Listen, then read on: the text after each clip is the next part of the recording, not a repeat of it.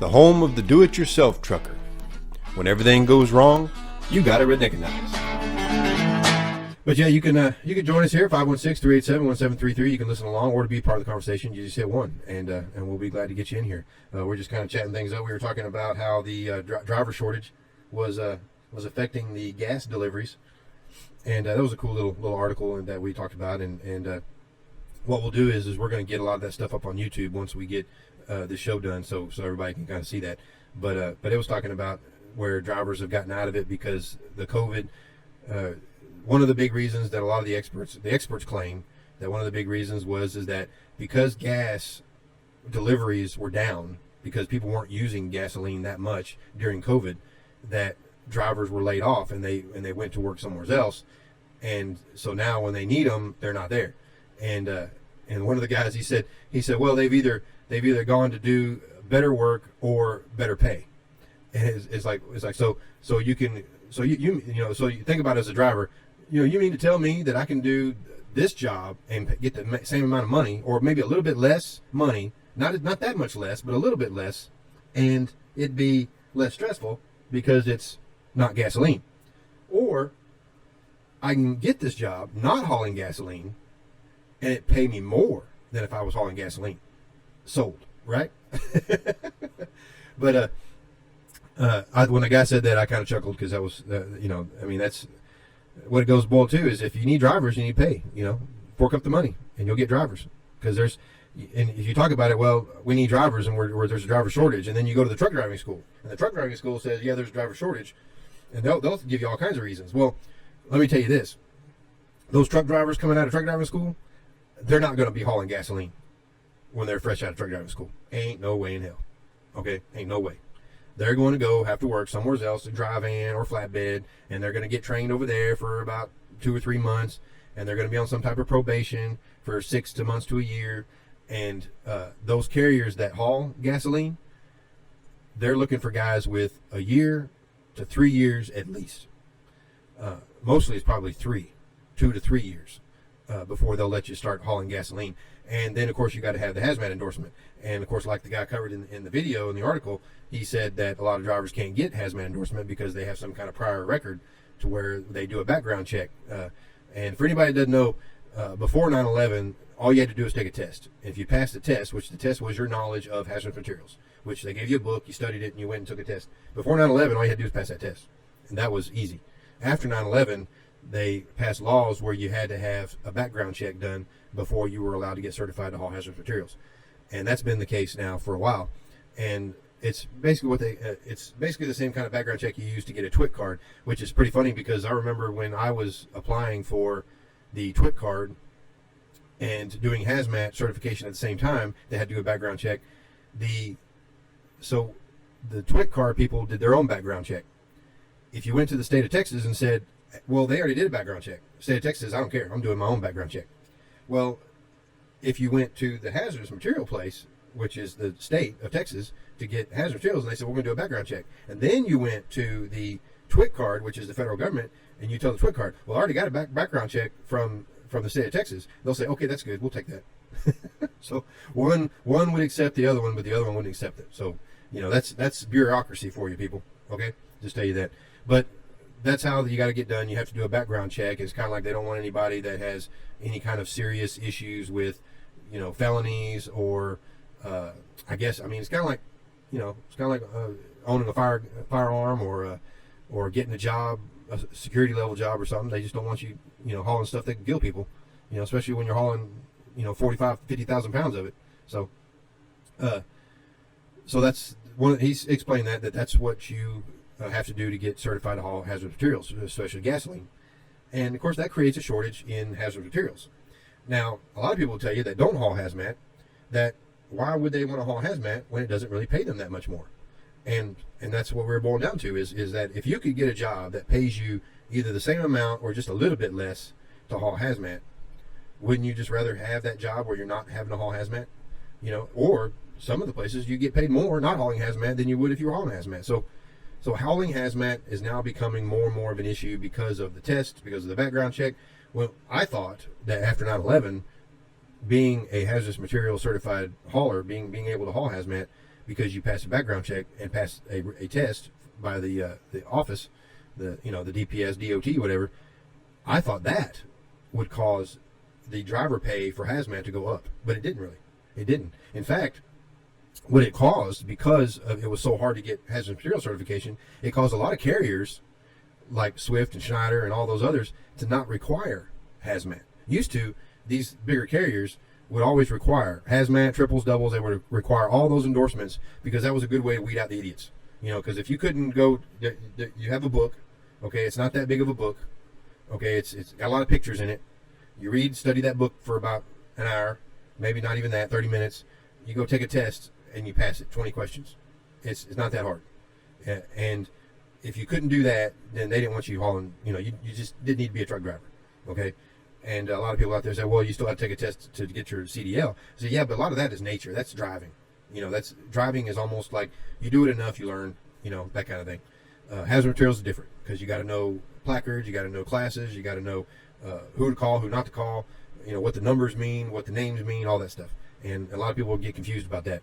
And a lot of those carriers, they required that. And now, because of the 9/11 background check requirement, a lot of those carriers like, we're not going to require that no more, because it was who got that done? The recruiters. The recruiters couldn't get enough people recruited, so what they said is like, hey, let's not require hazmat, so that we can get more people to sign up. And let's face it, a lot of those carriers, like especially Swift, they didn't haul that much hazmat to begin with. So when they did have hazmat, it was always some kind of dedicated freight, or it was a special freight where they needed special drivers on it anyway, And I don't even think they paid drivers more to have the hazardous materials endorsement. So stuff like that is just I thought it would cause the pay to go up, but it didn't. It just had the carriers, So what you had a lot of carriers that specialized in hazmat, and they might have paid a little more just because they were just one of those carriers that was one of their specialities. But those bigger carriers, yeah, they just didn't haul it that much. They just said, we're not going to mess with it because it doesn't benefit us. So that's what they did. But yeah, hauling gasoline, I guess, is a hard job, and I wouldn't want to do it, especially if I didn't get paid. I would have to get paid a good amount of money to haul gasoline, So one of the stories I got told, it was my uncle, my great uncle. He was a truck driver. He started truck driving when he was 14 years old, and of course that was back in, I want to say 47 or 48, something like that. Anyway, his father, my great grandfather, they were naturally, what they did is they hauled lumber. They hauled logs. They would go out to the forestries and get the logs, take them to the mill, stuff like that. And when, of course, that wasn't doing, when you had to kind of make ends meet, you were hauling other stuff. So they would haul whatever they could. And of course, back then it wasn't really heavily regulated. A lot of states on their own started saying you had to have a CDL. Some states did, some states didn't. Or they didn't really care what you were hauling, just as long as you had a license saying that you could drive a big truck. So he was telling a story about how he had to get a big truck license. He had to go take his test. And he was already been working, doing the job. It was his dad's truck that he was driving. And you had to park across the street in at the grocery store to go to the DPS office. And this was in South Carolina.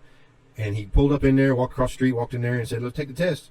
And the lady, there's a guy with him, and he's walking out, and he's like, okay, where are you at? And he's like, oh, I'm just across the street. He goes, oh, is that your truck right there? And he goes, no, mine's over here. It's the one hauling the gasoline, the tanker.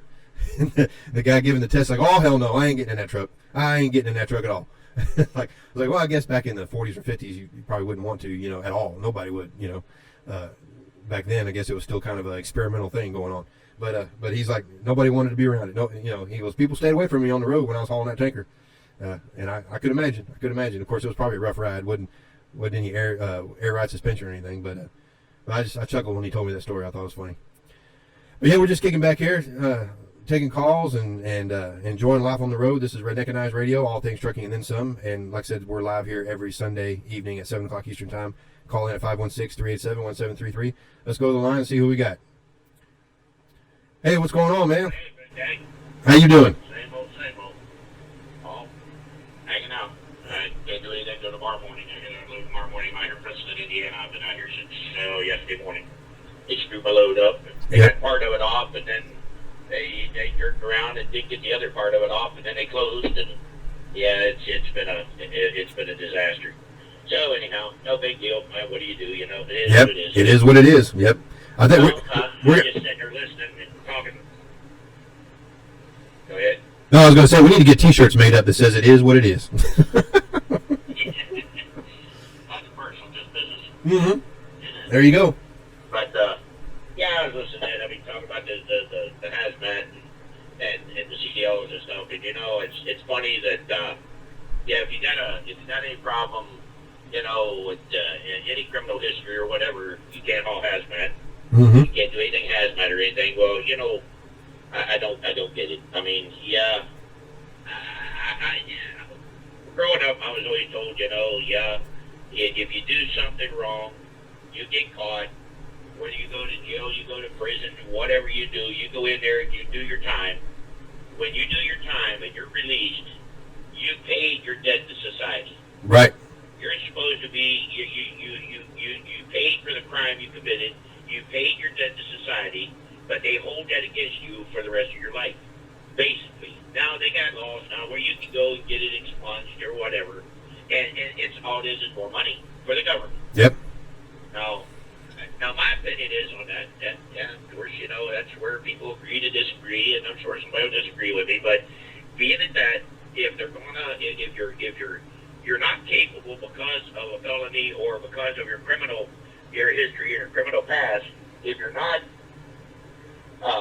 sound-minded enough or not trustworthy enough to go out there and haul hazmat or gasoline or oil or batteries or whatever you're hauling because of the hazardous factor of it, I don't believe myself that you should be able to drive a commercial vehicle, period. Because, I mean, what is these trucks? Whether you got hazmat on or not, they can do a lot of damage. If somebody is hell-bent on causing mass destruction and chaos and killing people or hurting people, they can do it with the truck without a hazmat load on. Right. Well, I mean, you're basically setting on a bomb anyhow. well, remember there was a Dick Simon driver drove into the Capitol of California in Sacramento. He drove through the Capitol building in a Dick Simon truck. We all remember that. Yeah. So that was You remember it was a few years back. I'm not sure. I think Ohio had one incident of it, and I'm thinking Tennessee. I'm not sure. You know, like I said, I'm not sure, but a couple of drivers freaked out and went back crap crazy to keep, you know, politically correct here, and ran their truck through the scale houses. Yeah. Because they got mad at the scale house and drove the truck. That one come down the ramp, and the scale man seen him coming. He called him and told him he was coming. You better clear out. And they got out of the scale. He was grabbing gears coming in the ramp, and they were slowed down. They just drove right through the scale house. Yep. And buried that truck and scale. Now, what goes there? Now, that just goes to show, you know, the man's went to prison. He done his time. He paid his debt to society. He gets out. He's trying to, you know, a lot of them, some of them do, and they go right back and do the same thing again. They can't live on the outside world.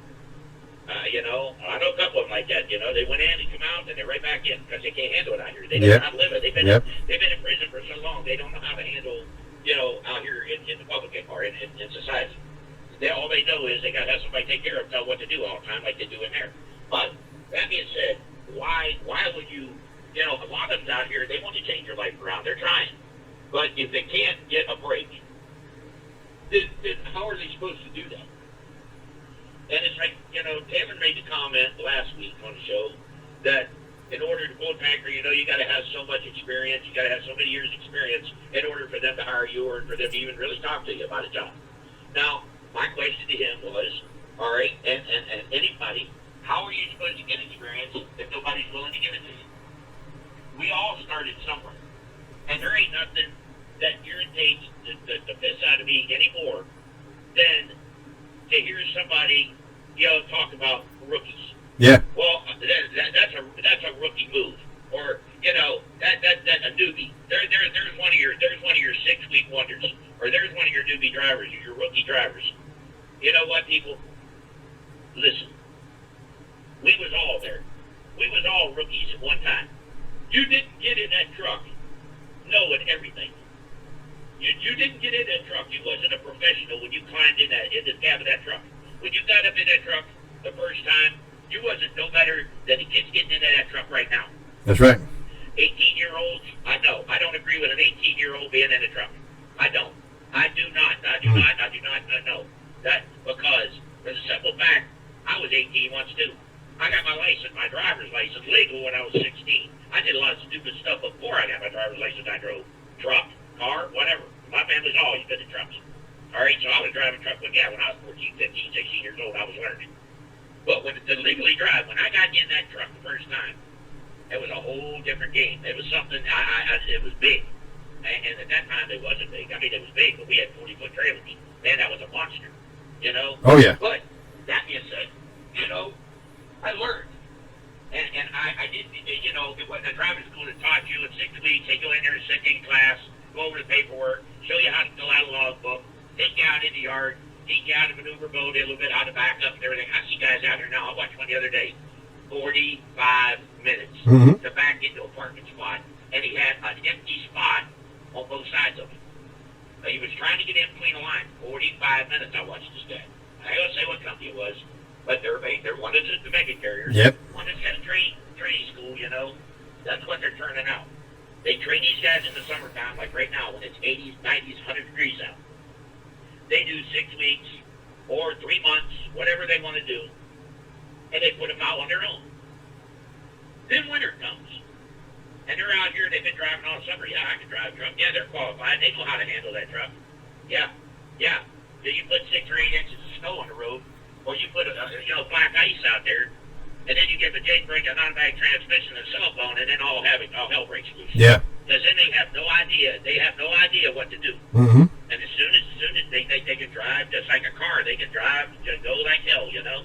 They can, right up to the point where they crash. And then they said, well, you know, we don't know what happened. Well, what happened is it's lack of training. It's lack of training. Yeah. Now, you want to do something real funny? Wait, the government, I'm surprised.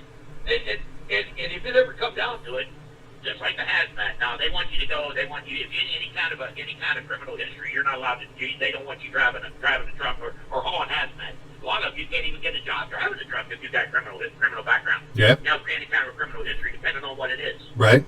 Now, what I think is, if you went out there and talk about, you know, that, how many of them out here, if you went out here and started making all of the psychiatric evaluation before you get the CDL, there would really be a driver shortage. In my opinion, there would really be a driver shortage. Because you've got a lot of these jacklegs out here that have no business in a truck.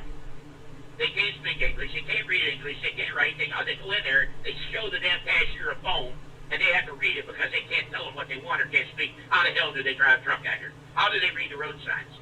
They don't. That's why they're getting in trouble all the time. Every time they have accidents, it reflects back on the older, the ones that are respectable out here, and then they want to cry about driver shortage. I was listening to the news earlier. I'm watching TV. Listen to the news. All right, and our local news up around home, because I got satellite TV, so whatever. Talking about this, some CEO, whatever this trucking organization, talking about we're 60,000 drivers short. We got a shortage of 60,000 drivers. Really? Yeah, because they're all, like you said, you know, they're all out because they're making more money at home than they are driving. Now, again, shut that money off and they'll go back to work. But then again, if the companies was paying half decent, paying what they should, paying these guys for their time, paying them what they're worth, they wouldn't have that driver shortage. Well, I've always said that if you're out there, if you're out there not, you know, if you don't think you're making a good living as a truck driver right now, if you're out there right now saying I'm not making that good of money, I don't know what to do. There's other carriers out there that'll pay you more because there are carriers out there paying more, even owner operators or even company drivers. Right. They're out there. You just got to find them. Right. And right.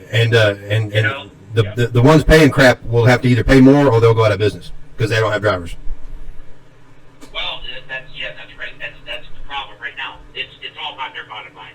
Yeah. They don't care about the driver because they can get drivers. You know, I had a boss who used to tell me years ago when I wouldn't do that. I was, probably 10 years into the game. I went in there one day and he told me I come back from Philadelphia. He told me turn around, go back out there, be back out there tomorrow. I said, I can't. I'm tired. Mm-hmm. He said, I said, I need to get some sleep. He said, you can sleep when you die. He said, right now they're afraid to home. Turn around and go. He said, you might cuss me now if you'll thank me come Friday when payday comes. I said, yeah, okay. I said, no. I said, I'm done. I said, I'm not, I know when I've had enough, and I've had enough. He said, well, you know what? He said, drivers are dime a dozen. I flipped him a quarter on his desk. I said, there, get you 2.5 dozen. I'm gone. I went out and things started stuff out, loaded my car, and I went home. Yep. And I went to another job. I found another job. It wasn't 3 months. He's calling me, wanting me to come back and go to work. I said, no, what happened? I said, did them 2.5 dozen drivers quit you already? I said, you said you could get them a dime a dozen. I said, so you should have a lot of them. And that was the end of that. Yep. You know, it's like, that's why I bought my own truck. That's why, years ago we went and got our own truck, Skip and I, because I got tired of having somebody tell me when I could go home, when I could stop, where I had to get fuel, when I could go to the bathroom, when I got to eat, tell you, well, you got to stay out there. We require you have to stay out there, 2 to 3 weeks at a time minimum before you can go home. No. And that's where the problem is. Right. That's why there's a shortage of drivers now. Because they can't get these kids to come out here. They want to come out here and drive these big trucks. They want to be somebody. But as soon as you tell them that they're going to be out for 3 weeks to a month before they're able to go home, these guys, girls, guys, they're young. They got a life ahead of them. They're still young. They're wanting to go home. They're wanting to have parties with their friends. They got relationships that they're trying to keep up with, and this just doesn't blow all that out of the water. There you go. As soon as you start driving a truck, you're gone 3 weeks at a time. Your girlfriend or boyfriend, or whatever it is that you're in a relationship with, as soon as you don't come home for 3 weeks, hey, they're pounding the pavement. They're looking for somebody that's home. That's right. And these guys said, no, I'm not. Hey, the guy, yeah. True. No. These guys that said, no, I ain't doing that. Yep. I'm not doing that. I'm not staying out there 3 weeks at a time. So they come in, they go through your training. They work a couple of 3 months. I'd like to know what the actual turnover rate is for a new driver. But they come out here, they go through the training, they stay out here a couple, 3 months. No, this ain't for me. I can't do this. And you'll see them same ones working at Walmart or down at McDonald's or doing something out, digging ditch, doing something, but they're not in a truck because they're not going to stay out here on that road for an hour, days on end. Well, back when I was training and doing all that, running the training department up in Dallas, the turnover rate for a new driver, and this is a driver that's been at the job for a month and a half, that's the turnover rate is between 30 to 40%. So every 10 drivers, at least 3 or 4 of them are going to quit. They're not going to make it through the training, and that has nothing to do with them not being able to do it. They just said, you know what, that's what I'm saying is that's not them saying that they can't do the job, that they're not capable. It's that I'm not doing it. I'm not staying out. I'm not gonna. I hate driving that long. I hate staying out that long. I hate I hate dealing with LA traffic or Austin traffic or whatever. I hate doing that, and I'm not gonna do it. And I had a guy on my truck. He couldn't stand it that he couldn't tuck his kids in at night. He couldn't stand it. Right. He'd rather go make less money doing local stuff or doing stuff at the house. He'd rather dig ditches than be gone from his family that long. And that's I said that before earlier, and that's I see people all the time. They won't like you try to tell them you can have a career doing this job, and right. You just got to pay the dues and all that, and they don't. No, I'm not doing that. I'm not going out. Especially the younger guys, and all that. So you can't make it your life. These companies need to understand that years ago, way back at the beginning, the guys went out there and they'd stay out they'd stay out 4, 5, 6 months at a time. Then they go home. Look what the divorce rate was back then too. Well, half of them married 4 or 5 times. Yep. Well, this is a good topic here. I want to talk about this, but I want to bring in one of our other guys here and shoot it up a little bit, but we're gonna step away and take a quick break.